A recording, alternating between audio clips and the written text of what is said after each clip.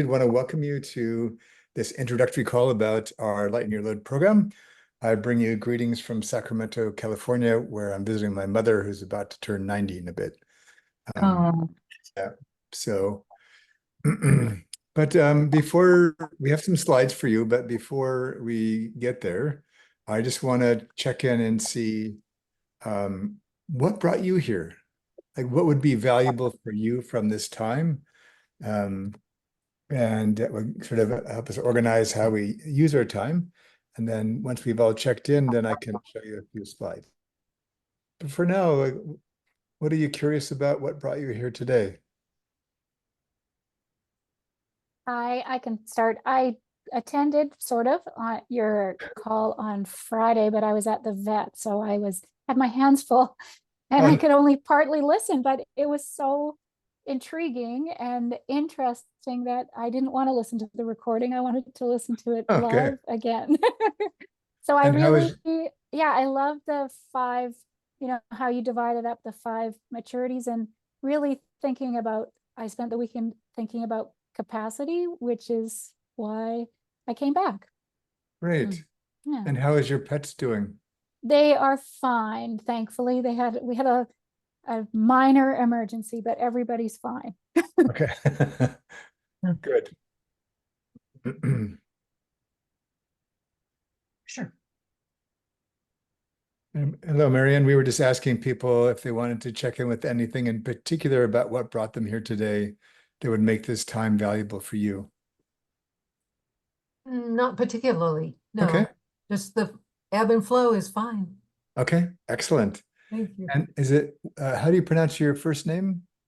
Hoài Wye. Ying, Oh, Ying, Ying Wye. as in Yin and Yang. Yeah. Yeah, yeah. Yeah.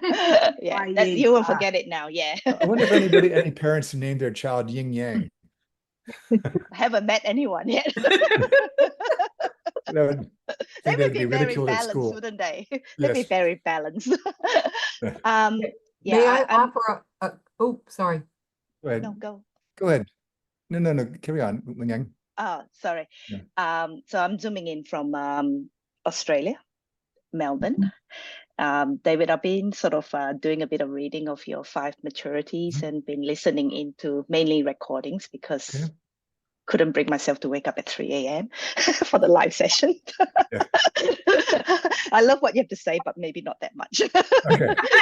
To draw lose the some line sleep. at that. Right? Yeah, I draw the line. I guess my curiosity is that I am somebody who's starting up on their sort of coaching journey. Went into coaching from I'm a somatic educator and therapist, so I come from that angle. And I found that I was actually doing a lot of coaching when people were coming out of their, less identifying through their chronic illness and finding a life of alignment and things like that. And I love that part of it, but I really feel what I love about the five maturities, oh my God, somebody's sick, you're talking my language, because I don't feel I really fit the mold of, a lot of performance coaching and goal-orientated coaching. So as somebody starting off, I'm really curious whether am I jumping the gun by going into this too quickly? So I'm just sort of like, just here to kind of listen out. Yeah. Yeah. Thank you. Yeah. Hi, everybody. My name is George. Oops, go ahead.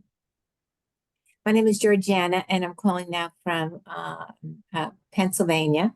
And what brought me here is I had an opportunity to not do a deep dive, but a deep dive for me for the five maturities during the ID Way. It was a deep dive, yet it was more understanding the concepts of it, etc.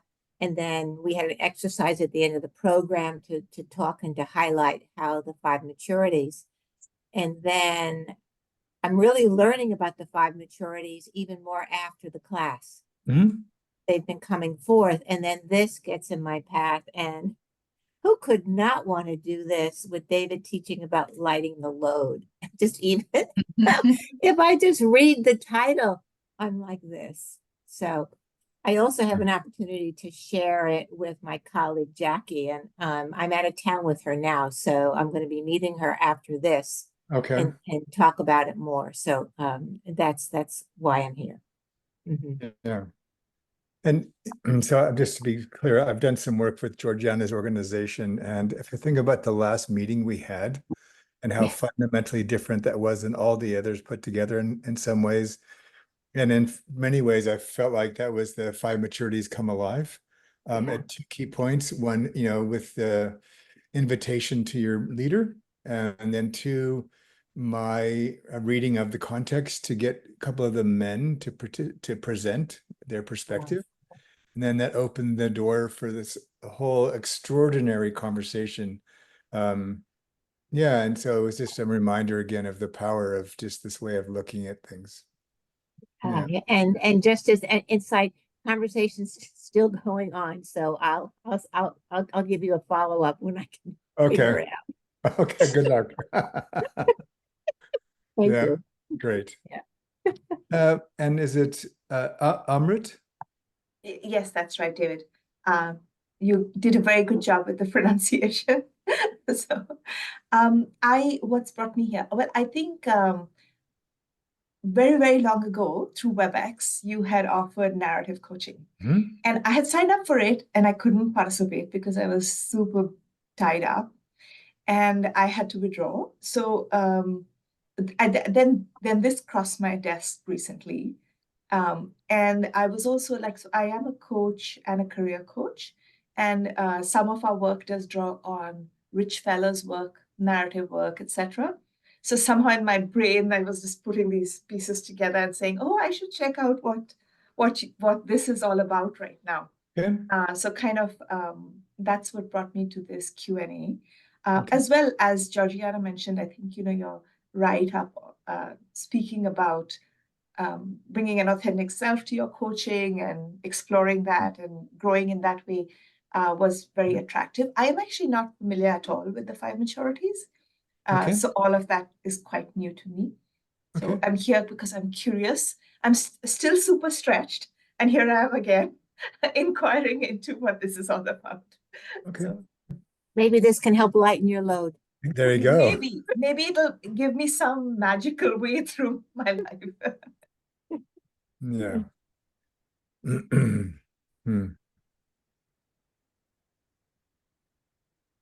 Hmm.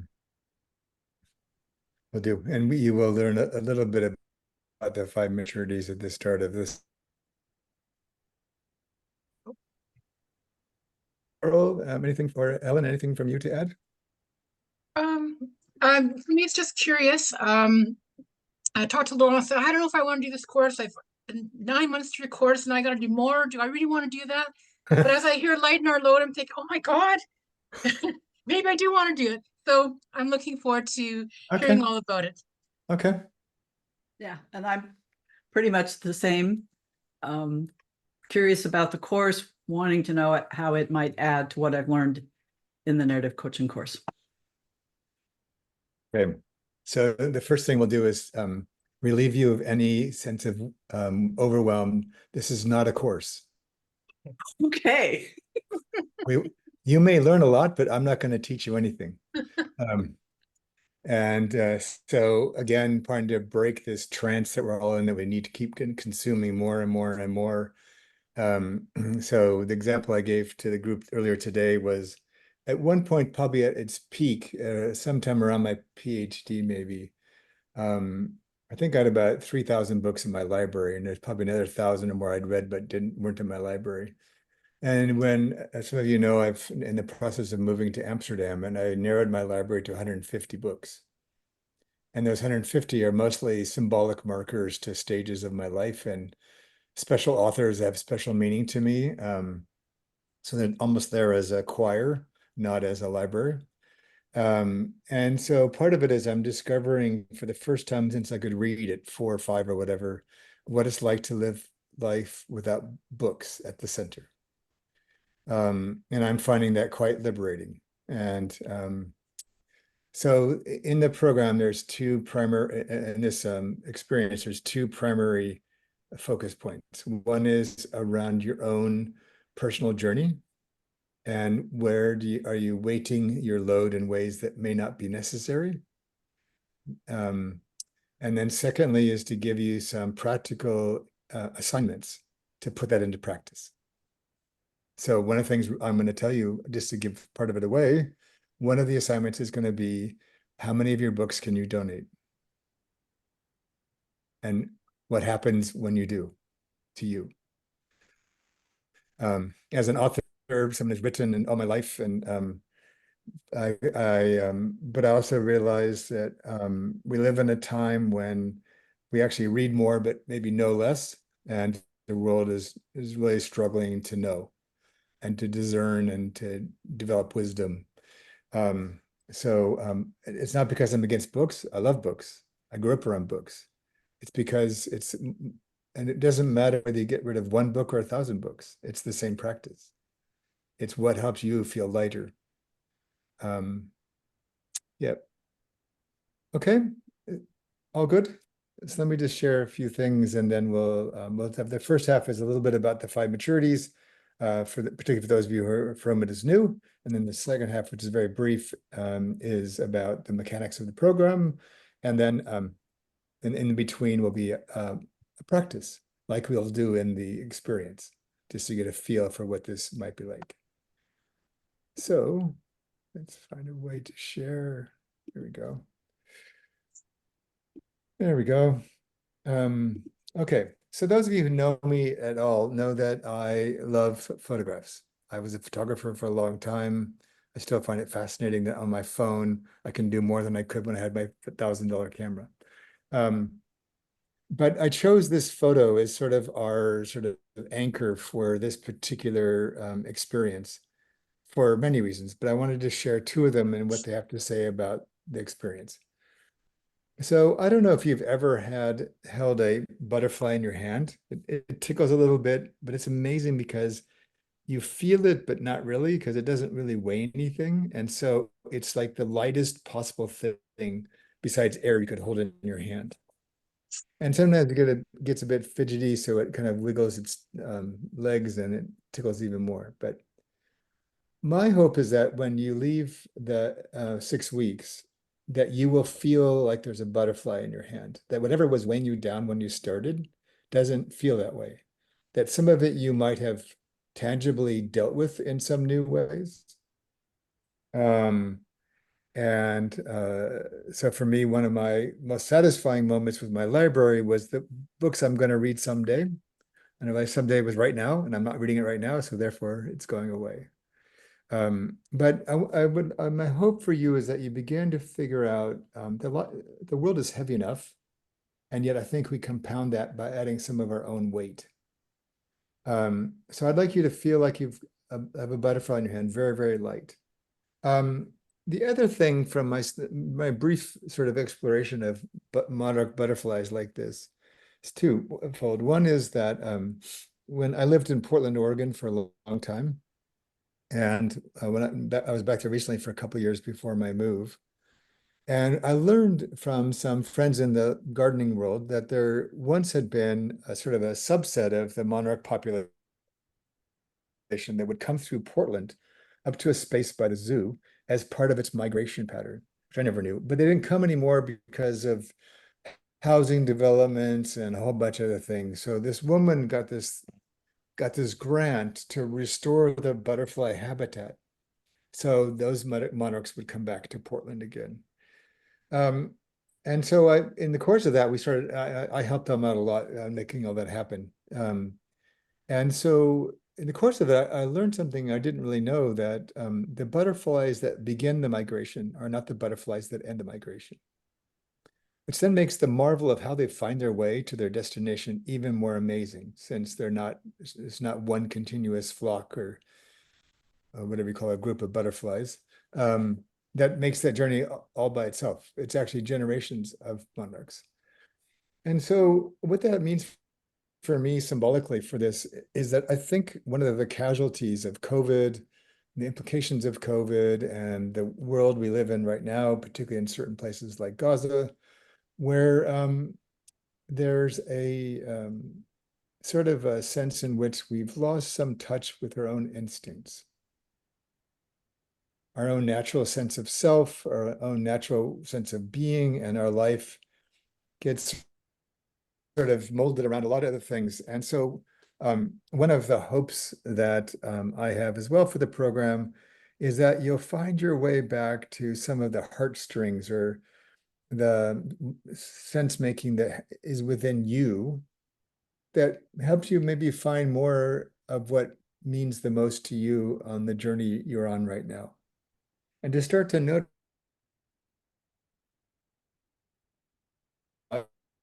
expectations and how that balance is playing out for you right now. So sort of like the monarchs then, that we can actually navigate through sort of ancient or somatic pieces in ourself and learn to trust ourselves again more than perhaps we do now. And therefore, if we can do that for ourselves, we can do that for others. And the premise for all of that is, as it was in the paper, was that our ultimate job, from my perspective, is to do a good job, but more importantly, our primary focus is on the people we serve, not on ourselves. And so the basic aim of the 5 maturities is to create an increased capacity to liberate the potential for growth in any moment in time. Whether it's the driver who cut you off, the person who loves you, the difficult task you overcame, but that we create more freedom to allow ourselves to learn and grow more ably. All right, so I'm just going to let you read this. These are a couple of the lines from the paper. I just want to put this out there just as a little bit of orientation, and then we'll do an exercise around the 5 maturities themselves. So for now, just give it a glance.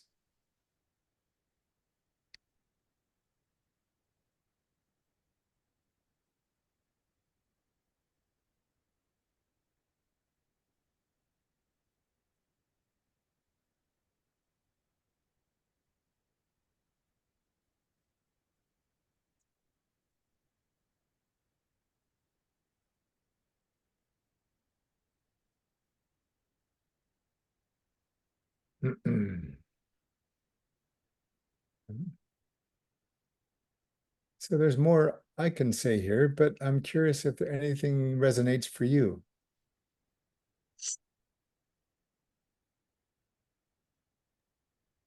Even I'm resonating with the word rebalance. Okay. Yeah.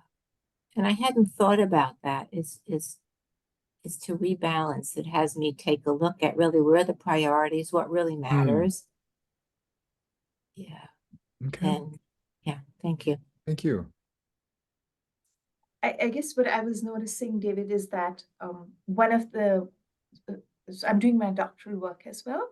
And I guess I wonder, all of us are churning out all this stuff and under severe time constraints often, and just trying to argue it, like arguing a case, and not that I'm saying is not worthwhile, but it seems like there's a lack of wisdom sometimes in actually thinking about how things fit together. So everybody's on this very individual path of churning out more and more information, which seems completely, it can be quite disconnected and disparate because nobody has the time to actually think about how they, so there's something about your write-up that feels like that settling in of like, what does that sort of wisdom, artfulness or thoughtfulness actually look like, which we seem to have lost because there's such an emphasis on the churning out.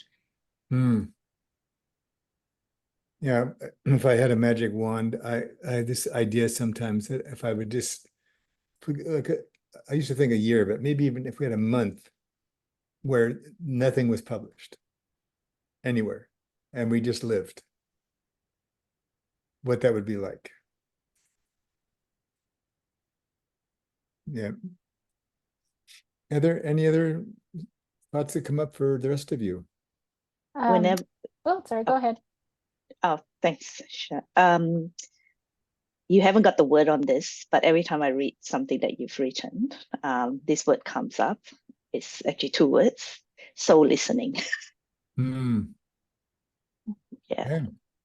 Yeah. I work in health and fitness, and I love to watch professional sports. You know, I could watch anything in the Olympics, didn't matter what sport it was. And I think of this improvise artfully as like athletes who are so good at what they do. You know, whether it's a ballerina or someone who's like just incredibly focused on their sport.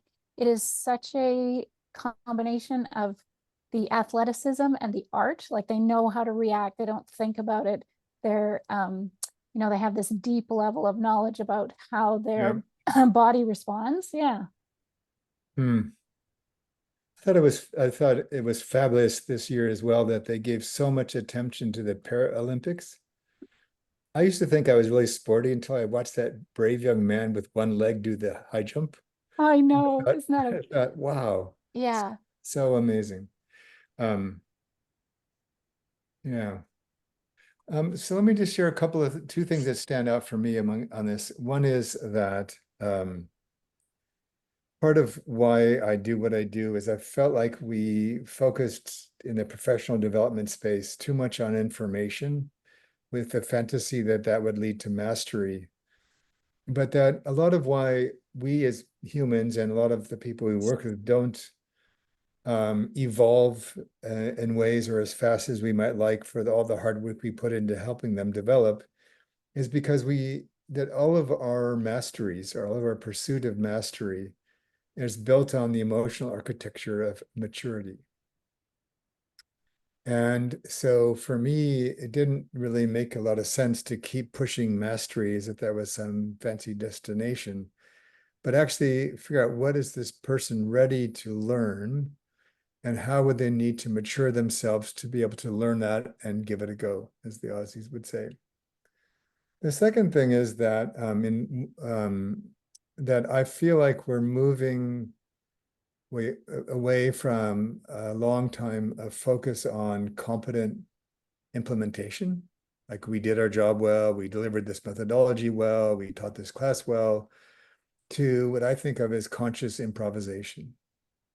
That everything will be improvised in the course of our work. Then it can have structure to it and it can have planning, but ultimately freeing ourselves to bring all of who we are, all of what we know to any moment in time to somebody who's ready to learn. Well, that requires a very different sort of stance than did I do a good job? And part of what was in the paper was the realization that it's the evolution of our client that matters more than anything else, since they're the largest variable in terms of their own success. So to that end, I created this model. It started out 15 years ago as a paper on knowledge and mastery and evidence-based practice and coaching. And then through a discovery that some people had used it to write team coaching competencies, I decided to go back and kind of see, what do I think about this now? So in the right-hand, so this graphic, those of you who've been in ID will recognize this. I actually had a lovely correspondence with the woman who painted this about what it meant to her and what, but for me, it just was a really wonderful visual depiction of these maturities. So in the blue are all the 5 masteries, one of which is competency. And in the black is their parallel maturity. So what I'd like to do is just really briefly, particularly for those of you from this is new, just share a teeny bit about each of the 5 pairs. And then I'm going to guide you through a practice so you can feel some of this for yourself. And this will be sort of similar to what you'd have in the program, because there'll be very little teaching and lots of experience and debriefing of experiences. But if we start at the bottom, so it all starts with our rootedness. And so the fundamental instrument for our work is ourselves. And so capacity is our innate or inner ability to hold space, in this case, for people. It's our ability to manage our self, our energy, our language, our to be able to regulate ourselves, to be able to have the capacity to hold space. And this requires a foundation of personal maturity. If we're not very mature in a certain dimension of being human, we probably don't have very strong capacity to hold this space for others. And the example I often give in this would be that if you have some major losses in your life, say deaths, you've never really processed, it's going to make it really difficult for you to hold space for somebody who just lost their job. Because they're going to bring up emotions, they're going to ask questions, they're going to need things from you that you've not done even for yourself. So, or you might find that you have certain judgments about certain people or certain behaviors. And so you're not going to really be able to receive or be with the person because it's going to be through the filter of your own judgments. It doesn't mean you can't have professional opinions and your own personal stances. It just means, can you accept them as they are in the course of the session? And so the personal maturity is your rootedness. So how strong are your roots? How deep are your roots? How nourished are your roots? The more we can do that, the rest becomes much, much easier. If we don't, say, for example, self-regulate very well, and we have certain clients that blow us off course all the time, then we often can't do much more. But particularly, it keeps us from seeing what's actually happening. And so, like, maybe you have an ethos for yourself that you highly value self-reliance. And you have a coaching client who, for whatever reason on their journey, is feeling really vulnerable and would really like you to reach out and support them in that moment in time as they just sort of confront, say, a death. But you don't even see that they're doing that, nor do you see what they're feeling because you're, well, why aren't they just getting over it and I got on with this. Why can't they get on with this? You would never say this to your client, but that may be what you're feeling for yourself. So spiritual maturity basically is the foundation for our clarity. The more spiritually mature, and I use that word with a small s, you could have religion in this or not, but it's more of philosophy, perspective, things like existentialism lives here, but it's what allows us to be clear and encourages and enables our clients to be clear. And so when clients, what part of why we don't set a lot of goals and things at the start of narrative coaching is because oftentimes come with a very premature and often underdeveloped sense of what's actually going on. So we don't bother asking to set a goal. The more they trust you, the more they are honest with themselves, the more they can see about, oh, this is what's actually going on. Then we have much more to work with in the session. And the more we can see and help the client see, the more we know where to put our energy in terms of what do they want to do about this. And so professional maturity and competency are the things that get 90% of the attention in the coaching space, but they're really only a small piece of the puzzle. So competency models are great for beginners. Here's the parameters of the field. Here's some basic building blocks. Here's our basic expectations. Here's the basic sets of knowledge and behavior, but ultimately it's what you can do. So if I'm going to, like I did earlier in the year, have somebody replace my shoulder, I want to know that they're really, really competent. But actually, of the three I interviewed, I chose the one that had the deeper personal and spiritual maturities, because I knew this was a journey, not just an operation. But the competency is what allows us to kind of break out of our inner self as a practitioner and begin to bring what we know and who we are to the surface on behalf of our clients. The problem with a lot of competency models, though, is that they try to scale mastery through competency, and it doesn't really work that way because the more mature and masterful you get at coaching, say, for example, the less limited you are by the rules and the normative boundaries. And so more competencies does not equal mastery. And so what we find is that people think, oh, I should have a repertoire of really great, powerful questions because somebody told me once that's really important for coaching, which is true. But as some of you know, I've been teaching narrative coaching for more than 20 years, and every year I ask the same thing. Can you give us the list of the top 20 narrative coaching questions? I said, no, I cannot, because it depends. And not only does it depend on the context as to which question might be powerful, but also some contexts would actually be hurt by you asking questions and may feel like interrogation. So that's why we need social maturity. So social maturity as it shows up here in sort of that water as the lilies breaking through, is our ability to read the environment and to understand the narratives from which our person came from and the narratives to which they'll return. So capability is competency applied astutely and wisely. It's knowing which competencies, which behaviors are useful, in what form would they be useful, and at what time would they be useful, and how much would be useful by virtue of of what we sense about the situation. So part of why I stopped teaching in traditional leadership programs was I thought, as a white, overeducated male, I have privileges and things that I am afforded opportunities for that not everybody has. So it doesn't really help sometimes for me to go on and on about what you should or could do as a leader, when in reality, you might not have that capacity or that permission. And so capability is learning to say, yeah, but I do know some things about leadership. And yeah, I do know a lot of things about organizations and change.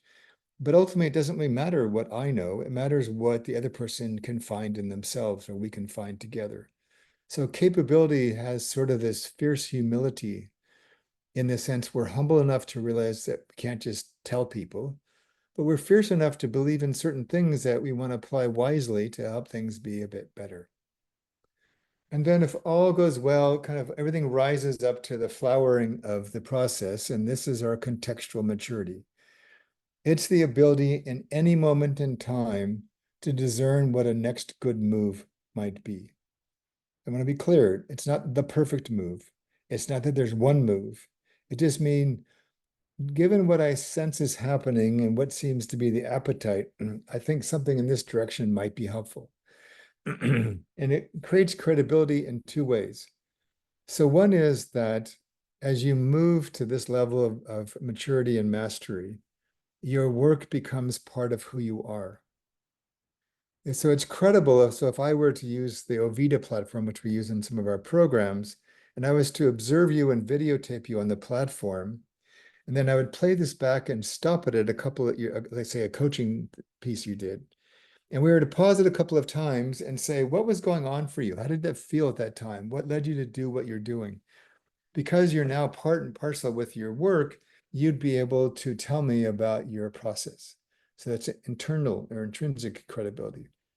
But it's also credibility because I find this way of working is, for me, way more effective than the more formulaic processes that many of us were raised with. So the contextual maturity is the ability to be so fully present in a moment with somebody where all the pieces can be sort of seen at the same time, and we can discern what would be the next best thing for them. Okay, so I'm going to stop there before we move into a guided practice for yourself and see if there's any questions or comments you'd like to make. And I'll pull up the chat box if you want to put it there. Otherwise, you're welcome just to speak up.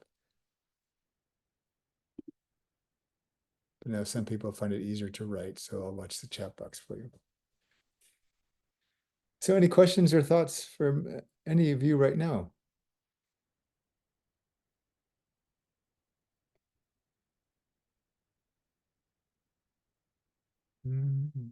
I'm just curious. It's a good thing to be.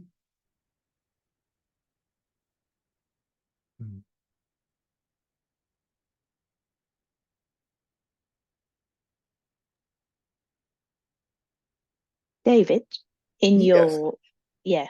in your experience, Mhm. this is not necessarily linear though, is it? No, No. it's linear because the picture is linear, but no, Yeah. there's actually in the paper, there's a matrix where Yeah. it's circled together. Mm.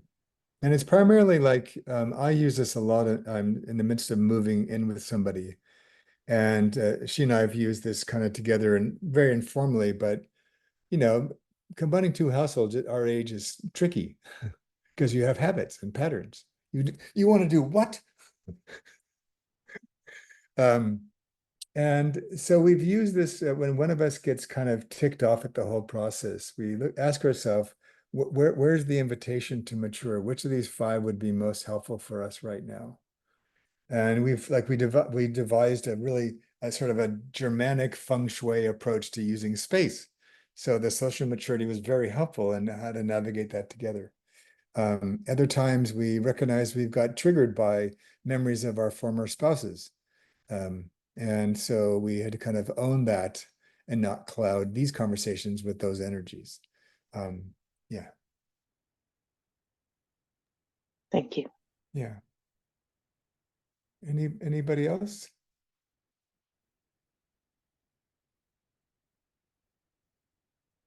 Okay. So here's what I'd like you to do. And if something comes up, you're welcome to just put it in the chat box. But here's what I'd like you to do. I'd like to guide you in a little guided practice. So every one of our 6 weeks in the program will have a guided practice kind of like this, with the opportunity to then unpack that with your peers and figure out what it means for you. But for now, I just would like to invite you to close your eyes. This will take about 6 minutes, and then we'll see where it takes you.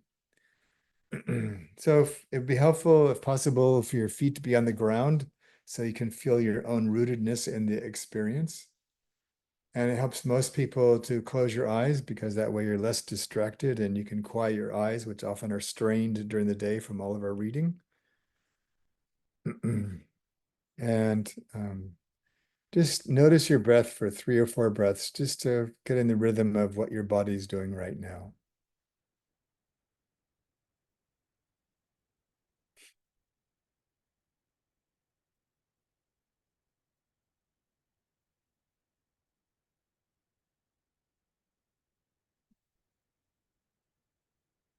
And see if you can allow your breath to drop further down into your belly, not just way up by your throat, but actually just relax your diaphragm. Your belly should be moving. Your hand should be able to track that moving, as a sign that it's relaxed and not defended.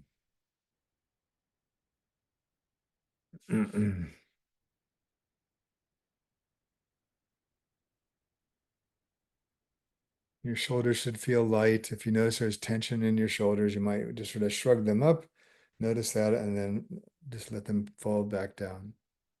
There's no effort required for this activity. And from here, I'd like you to think of a recent encounter in which it didn't go as well as you had hoped.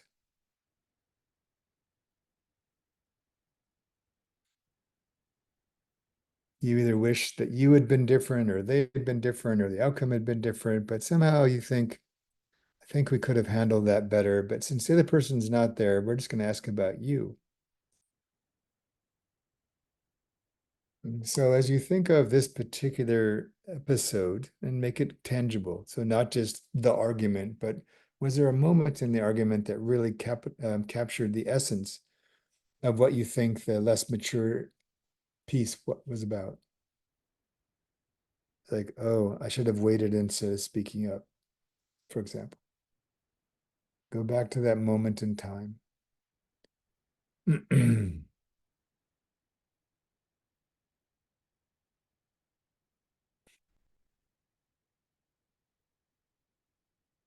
You might also notice if this episode lingers in your body in any particular place. If so, you might put your hand there just as a way to remind you and ground yourself in that experience and those feelings.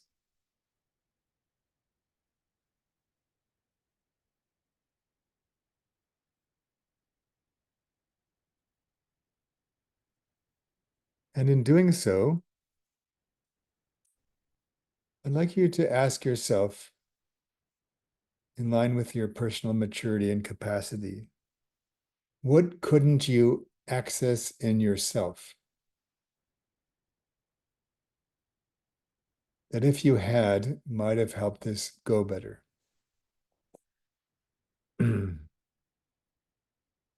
So it could be you couldn't access how mad you really felt. You couldn't access your compassion for them. Maybe you were so caught up in yourself that you couldn't mentalize or imagine their experience at all. What couldn't you access in yourself that if you had might have helped this go better?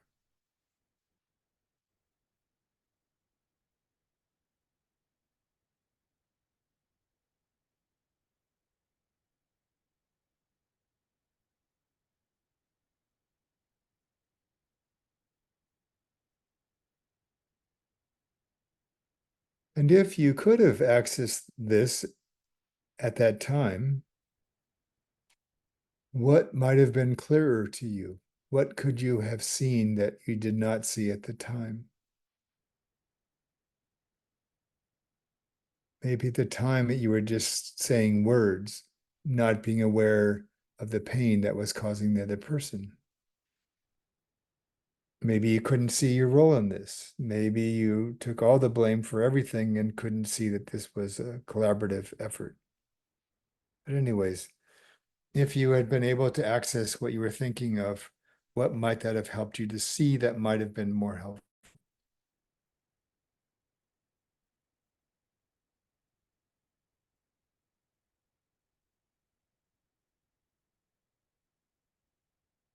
This is the stage we often move to blame rather than dealing with things about ourselves.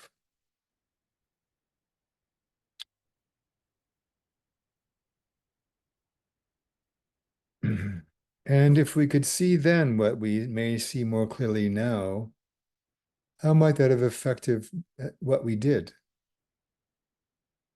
Were there other things that you're good at or good enough at that might have been helpful in that scenario if you had seen the need for it in the first place?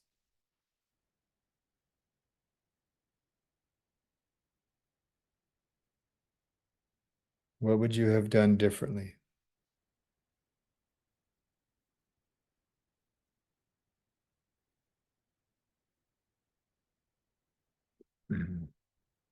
And in thinking about what you would have done differently, I'd like you just to draw your attention to the environment in which you had that encounter.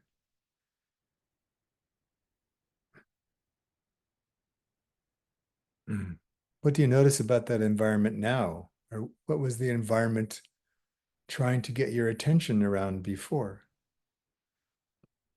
Like maybe this person just came home from work and was exhausted, and you decided to spring on them this thing you didn't like about breakfast. You've been saving it up all day. And you thought, note to self, probably not going to get a good outcome if I attack them with their breakfast fiasco when they just get home from work. So capability, what would have been a wiser response or a wiser path if you were to do that encounter again?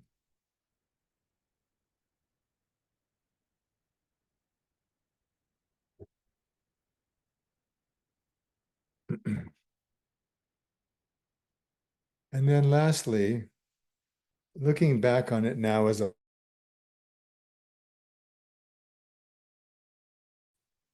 I'd like you just to think about something that feels and sounds true to you now that you could not see then. And in your mind's eye, I'd like you just to hear yourself internally and say that truth out loud and notice what credibility sounds like.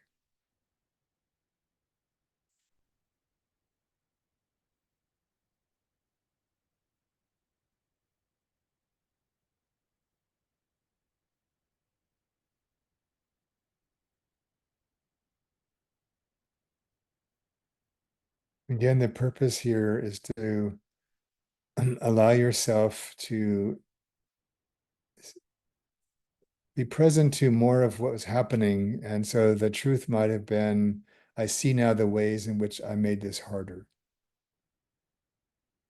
And there's no judgment there either. It's just a noticing of yourself. And so I'm hoping that as we bring this to a close now, that whatever you were holding on to about this encounter, maybe it feels a bit lighter now, buoyed by this new realizations. And lighter doesn't mean more frivolous or less important. It just means it's not weighing you down in a way that no longer serves you or serves the other person. So as we bring this to a close, I'm going to invite you in a minute just to open your eyes and take a few notes. I'll remove the slide so when we come back in a couple of minutes, if you choose, you can either speak to or what came up for you that you'd like to share, and or if you want to put it in the chat box, we can speak to that as well. Okay? So just come back to the room when you're ready. Just take your time, take a few notes, and then we'll come back together as a group.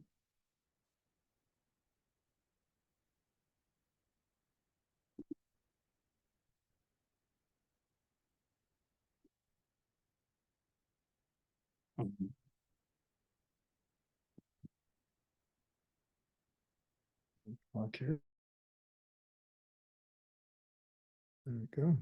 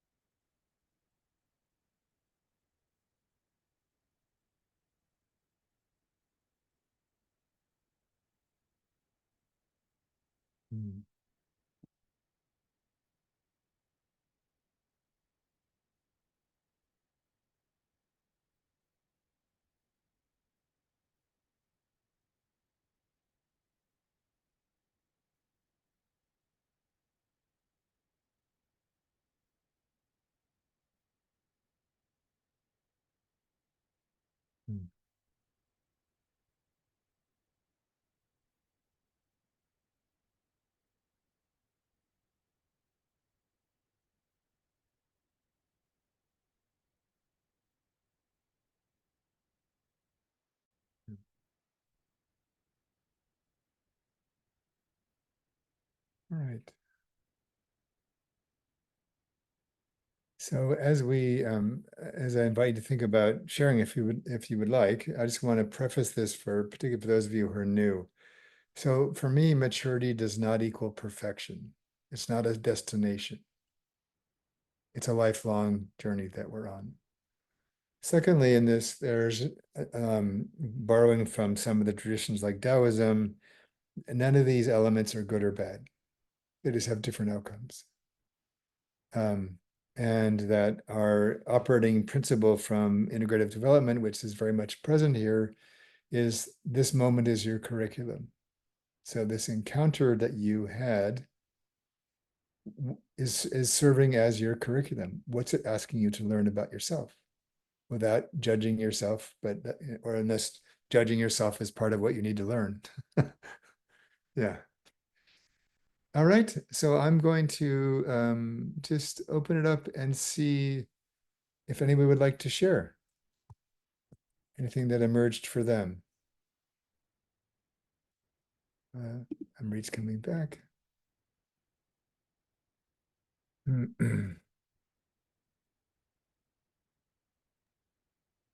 Well, the conversation I had this conversation with more than one person, and the only person that it upset me was my husband. And everyone had the same response, but his response upset me. So maybe giving him the same slack as all the other people that I had this conversation with. Yes. Yeah. Yeah, it's so funny. We try to make all this so complicated, but in reality, it's so much, but it's elemental. Mm-hmm. Yeah. And Amrit, welcome back. I'm glad your computer is hopefully better now. Are there others that would like to share, either in the chat box or out loud?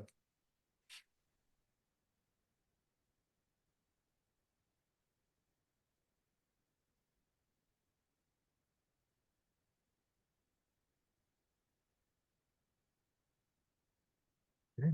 Maybe not. It's okay too. All right.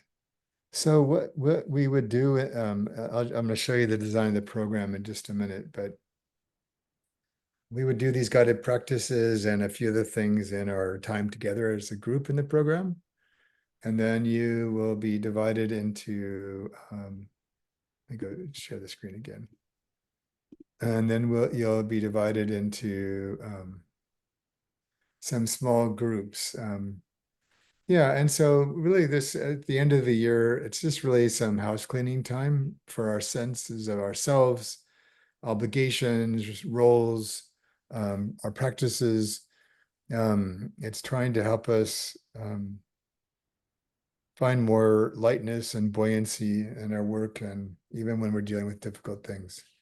And so as part of that, there's sort of 4 pieces of the program. So like I said, 6 will be live sessions with me, largely doing guided practices and debriefing those and using those as an orientation. The first session will be kind of an orientation in general to the 5 maturities and what it is. And then each of the subsequent sessions will each focus on one maturity mastery combination. And we'll work on that together. And then you'll have a chance to join in the forum space in our circle community, where you can post questions, reflections, examples of what you did. You can find out people that you really resonate with, and you can connect with them there. And you also be asked to pick a time zone for a pod, a peer dialogue pod. And that would be in the days between sessions, kind of going deeper with what you experienced and observed and noticed in the main session. You'll have some assignments in those pods. You can choose to do them, adapt them, not do them. You may end up focusing all your time on one person. Everybody has a big need because they've discovered something quite large for themselves. But again, just to deepen your engagement with that maturity. And then one thing that's different, we always have handbooks, but this one will be much shorter. But in there will also be the core material and some questions and more information on each of the 5 maturities. And then a space for you to journal around, so you can take notes and reflect on your own with all the material right there. So we thought that would be quite handy for an experience like this. These are the 2 times we're offering it. The 4 p.m. still stretches the Aussies a little bit, but for me now living in Amsterdam, 6 p.m.'s midnight classes for me, and I don't want to do that anymore. The fun has gone out of that for me.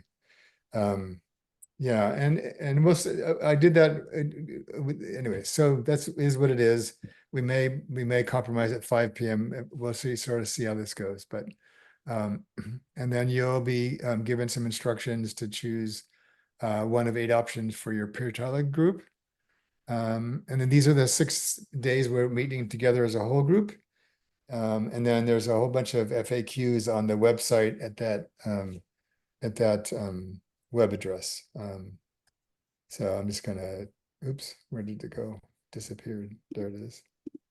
I'm just gonna put that in the chat box, just so you have that, and I'll put the other one there too. But there we go. And I'll put the way down at the bottom here. There we go. If you come to decide you want to register for the program, you can do so here. All right. So I'm just going to stop there. There's, yeah, so let me, so used to having my big screen. I don't know how people run businesses off laptops. But let me just go back and share again quickly. Yeah, so we kept the price pretty reasonable just because we want to share this with people. We're going to be doing longer retreats next year, but this is a great way just to focus on the releasing part of this work, to kind of clear the decks for the end of the year and get yourself ready for the next year, and perhaps in some new ways. And if you have any more questions, you can reach out to Steve and he'll be glad to help. So I'm just going to stop there and see if there's anything else that would be helpful for you right now to make a decision, or just to explore what this might be like for you. David, I guess my main question is, Yes. The inability to attend live sessions. What would that impact be? So you will have access to all the recordings. Mhm. We will have a breakout room in the live session, so you would miss that. but Yeah. you would have, but the assignment for the breakout room will be on a slide, so you can do that for yourself. Again, through the forum, what we had a lot of our students in the past do. It's like we've had students from India where it's just really difficult to schedule for it this way. And so we just encourage people to put in the forum, hey, getting up early in the morning is really hard for me in my situation, but I'd love to kind of debrief with somebody who was at the live session, and maybe there's somebody who would volunteer, maybe there's another person in the same boat, and then you guys can provide a little bit extra reinforcement for yourselves. So, yeah. Great. Thank you.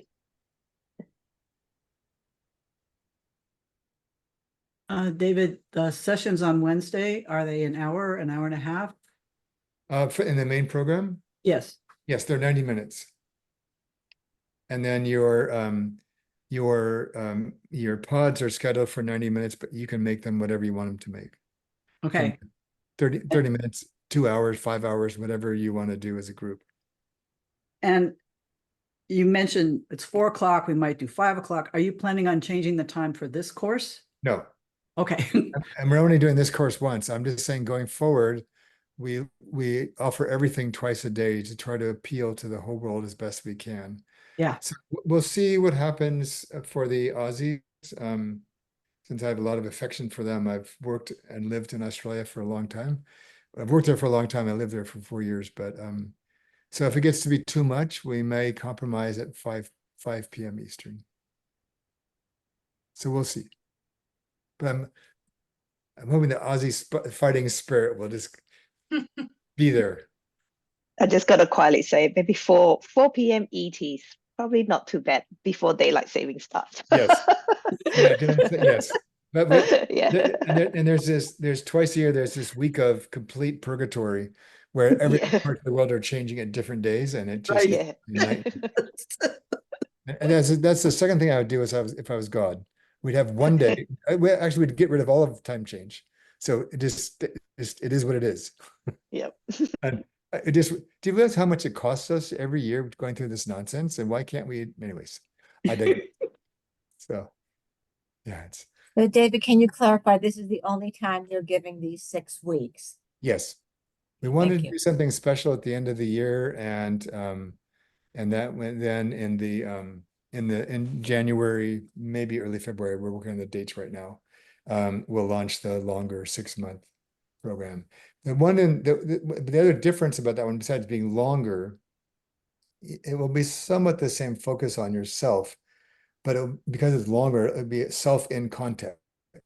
Like, where's your maturation of yourself most important to you right now? So you can share or not share whatever you choose, but you could just say my relationship, or maybe you've got a child that's transitioned to college, or think, gosh, I need to kind of completely redo my thinking about parenting. Georgiana, you might choose to do this in work. You and Jackie might say, well, how can we infuse this in kind of what we're doing at work? So it's really about not just personal changes you want to make for yourself, but how would that manifest in your life or your work in a way that would be meaningful for you? So, yeah.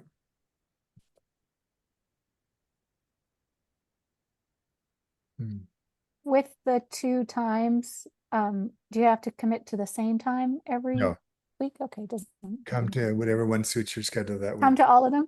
I can come to all of them. They're perfectly reasonable times for me. If you want to come to all of them, be my guest. Organize how we. I need extracurricular help. Okay. Yes, we will have Five Maturities detention sessions. Okay, for those who- sign me up. Yeah. Yeah. You know, you realize how generous from the heart this is, David, Hmm. for the price that the price of admission, and then the opportunity, what one can gain. Yeah. I think it's really generous from the heart, with the possibility that if one decides to move on next year, that's wonderful. And if one decides just to do the 6 weeks, that's still wonderful. Exactly. Yeah. Exactly. Yeah, nice. Yeah, and part of it's a gift, but you know, in the US, we have a difficult election coming up. It creates a lot of, is creating a lot of tension. We have lots of, yeah, I just felt like there's a lot of exciting things happening for the Five Maturities as a coach development framework, you know, with two of the three main coaching associations and a couple of research groups. And so there's a lot happening over there, which I think I'm happy for that, but my heart, well, there's Michelle, speak of the Aussies. So anyways, well, I'll let Michelle come on and then I'll say what I was going to say next. Mhm.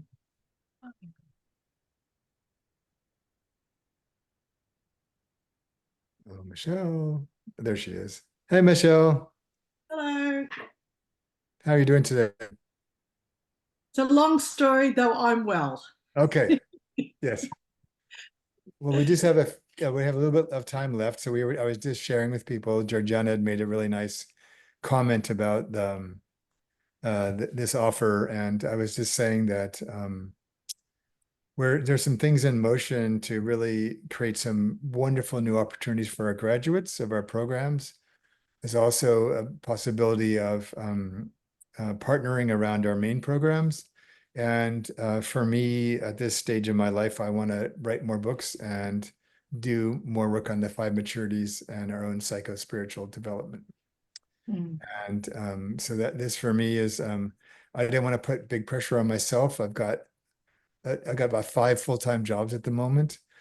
So I didn't want to add a 6th. So I decided to keep this simple. Do what from my heart I can do easily, and as a way to kind of usher in this pretty big transition in my life and the life of MI. And so I thought, let's just go have some fun for 6 weeks and see what happens. Yeah. I like fun. Yes. Yeah, sometimes I feel like all this stuff about personal development, they take it all too seriously, make it such hard. It doesn't have to be so hard. We make it hard, but yeah. Yeah. Yeah. When I Bring a was, sense of when I was, humor. what's that? Bring a sense of humor. Yeah. Well, when I was packing my house, I was donating about half my stuff to 2 different charities. I had to decide what was going on a boat to be shipped in 2 months, what was going on in 3 different plane trips, what I needed when. I had to pack for this leg of the trip for 5 different locations, each with a different clothing requirement. And so I had to like just go completely zen about all this and just kind of go with the flow of just sort of sensing what needed to go where when, so it arrived just in time for me to wear it that day. And it's been a blast. And I'm so far I've not lost anything. And so, but I thought, but part of it's because even in getting ready for these calls and in finishing the Five Maturities work, I was of course using this on myself. And in the midst of navigating combining households and the big move, I could just see the value of, again, this is serious work, but it's also playful work. And to not beat ourselves up because we're not mature yet, or maturity is not a destination. Yeah. David, that brings me to something that I have thought about before, and I think actually raised in some other session, that the maturities are not a static state. They No. ebb and flow and rise and fall and develop over time and Yeah. situations. Yep. Yep. Yeah. And in many ways, I can't teach you maturity. I can just give you tools to mature yourself if you so choose. David, on that line of thinking, it's just a pondering I've been having whenever I read your work and some of the sessions I've attended. How did you land on the word maturity, say maybe versus development? Well, because when I first started, the people that used my old paper, my old model to write these team coaching competencies, it I was realizing that was back in a time when coaching was trying to make efforts to be more evidence-based. And so I was writing a lot about knowledge and experience and things that created masters, like in crafts or music, art. And then so when I was starting to kind of say, what do I think about that now? And then I started to realize that that was all important, but it was still too cognitive and a bit too rational. And I said, at the end of the day, like when I do well, it's not because I suddenly become smarter or more clever or more, but I become more mature. I grow up. And when I don't do well, it's an invitation like, oh, note to self, might be good to grow up in this one. And I just realized that we don't, and then most of the work on maturity is talking about vertical development, which is again, was an interesting stepping stool, but isn't really true because it's each horizontal and vertical development each require the other, so they don't neither exist by themselves. But also that I just felt like, and then our maturities come in stages models, like from Suzanne Kukwiter or Bob Keegan or any of those folks. And I thought, I'm not interested in that either. It's useful. It's what I think of lovingly as true but useless. And I mean useless with a very small u. I don't mean that as a criticism, but it's not as useful as we think, because in the moment I'm like, if I'm, so let's imagine you've had a spark of an argument with somebody you care about. There's that moment. Can you take a deep breath before you blurt out that thing you want to say that you know you're going to regret? That will just, and so it's in those moments where we have invitations to be more mature that really interests me the most, because that's where we live day in and day out. The person that cuts us off in traffic, the person, or somebody that says something that we find very appreciative and we don't like praise. And so now I have to like breathe into somebody thanking you, right? And accept that in a way that might not be comfortable. So I just realized that I was interested in maturity, and particularly because maturity is often the byproduct of suffering. And we don't have space to suffer very well. We want to be, and this is some of the cliches around positive psychology and things. I deeply wish that that he had called it something else, because it's not positive psychology. It's positive only in retrospect, in comparison to negative psychology, which is the deficit model we had. But it creates this sort of false counterbalance. It's just, I just think about the human psychology, which is not positive or negative. It just is. Yeah. So, yeah. Thank you. Yeah. Yeah, Michelle. What time is it there? You have. Did I dial in late or? Yes. Oh, okay. So We started an hour ago. Oh, okay. Sorry. All right. No I'll have worries. to check the recording. I know my phone booked me in wrong. Anyways. Those darn phones. I think you just throw your phone into the bay. It's that damn time zone thing, David. I think you're onto something. Just get it all one time zone and we'll be all good. Exactly. Yeah. And no time change. Ah, oh, wonderful. Well, give him, oh, she already left. All right. So anything else from the rest of you before we call it a day? And Michelle, I'm happy to stay on for a few extra minutes if you've got questions. Please. Yeah. You're welcome.